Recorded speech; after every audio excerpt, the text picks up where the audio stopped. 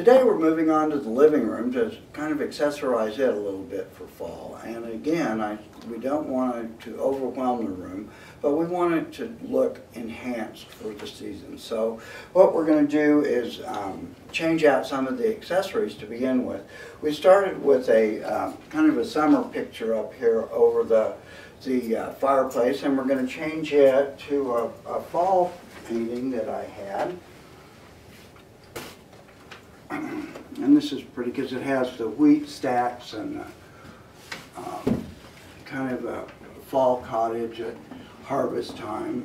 And it really does make such a pretty accessory, and you can see how the area is all of a sudden much warmer and friendlier with just that touch. So we're going to just do a couple of more rustic style vases in this room, which is, you know, a more formal room, but still this pottery look like this is really effective in here, and I think you'll agree. This pretty taupe color and just a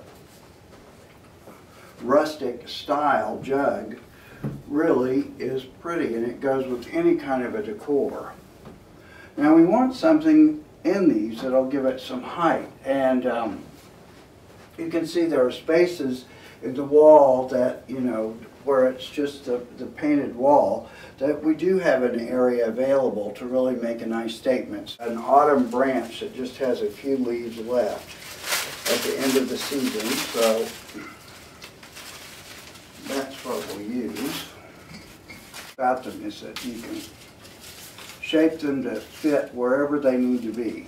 You know, one thing when you're using a permanent branch like this, or any kind of a floral accessory that's going to be close to a wall such as this, you don't want the branch to hit the wall, because what happens is that your eye travels, and as you look at it and enjoy it kind of floating up to the ceiling, your eye would stop immediately when it touches the wall. So to avoid that and to really kind of quit going thunk with your eye, you make sure that it's all free floating and away from the wall.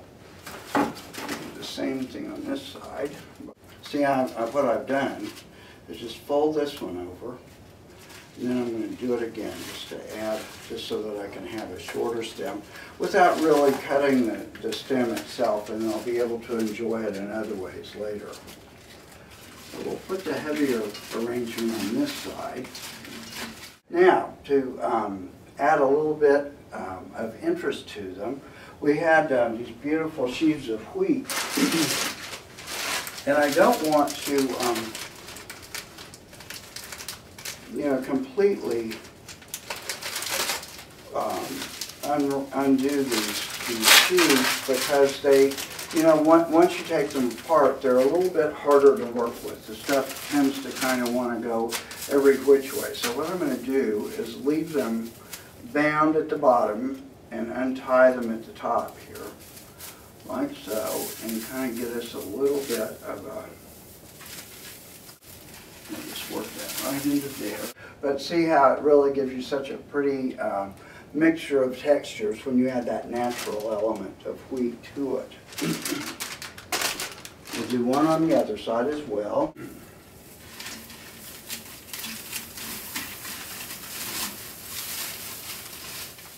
Now, to kind of give them a pretty finishing touch, we want a little bit more of the orange.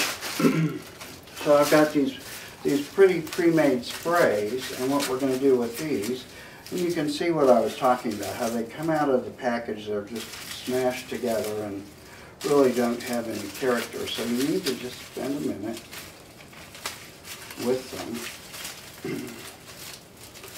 to get them done the way you want. And we're going to, again, just bend that stem up.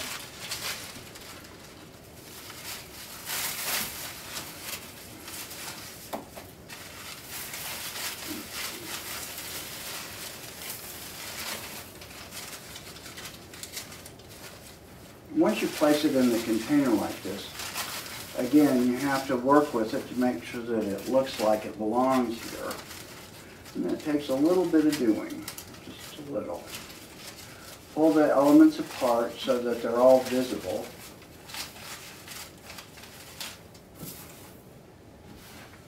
Like so.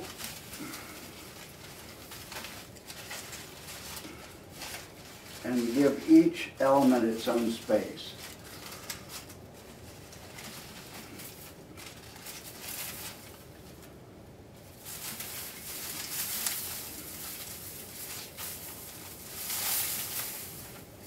Like so.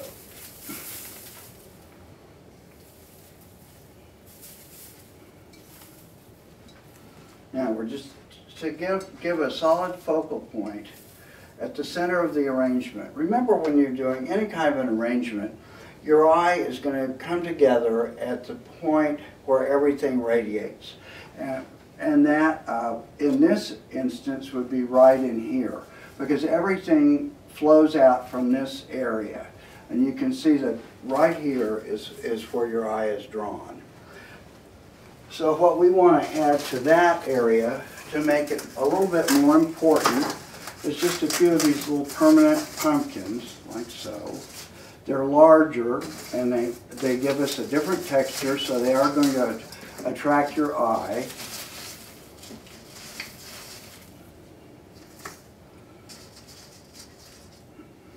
Like so. So we just want to accessorize with just a touch so that you'll take notice.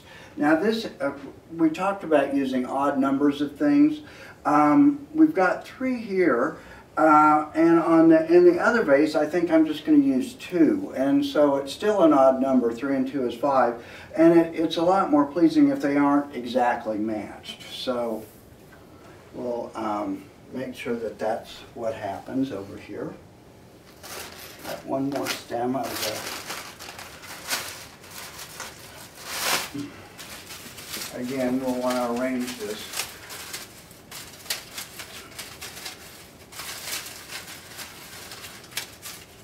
So we'll bend the stem, like so, and work it into the front of this arrangement.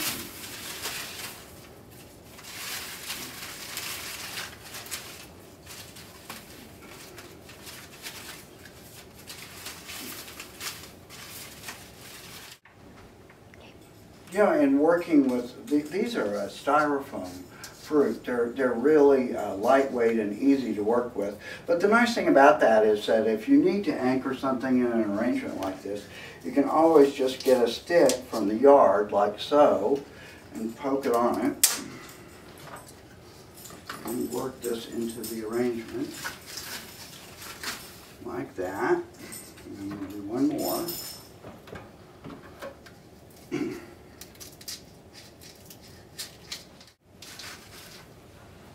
And you can see that these aren't exactly matched. They're a little bit different. They have the same elements so that they are beautifully balanced, but they aren't perfectly mirror images. So we've got our mantle arrangement to this point, but we need a pretty arrangement to go here in the center. But we don't want to have something that's going to fight with the 2 jugs that we've just arranged. I think we found some things in the home that are going to help us to accessorize this without fighting with the arrangements that we've got. These make such a big statement that we don't want to make another big statement here or on either end. So I've pulled some of the just simple fall foliage that we had used in the dining room to reuse again here, and some antique books from an upstairs bedroom, like so. But aren't these colors pretty with what we've got? And then these pretty alabaster bookends. I think they're so good looking. So we're going to use these and this. And what we might do is push this just a little, push it a little bit off center, like so. And we're going to use this fall leaf again, just a touch back here. What I'm going to do is put this bookend sort of through the foliage like so. the books almost stand on their own, so they really aren't dependent on those bookends to be to hold them up. And we're going to put a smaller piece over here, like so.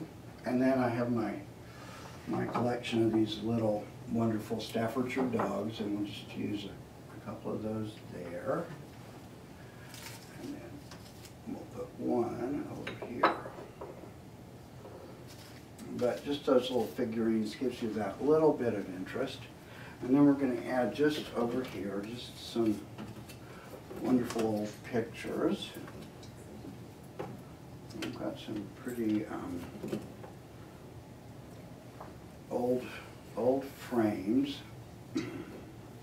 And these could be any kind of pictures, you know, family pictures or other.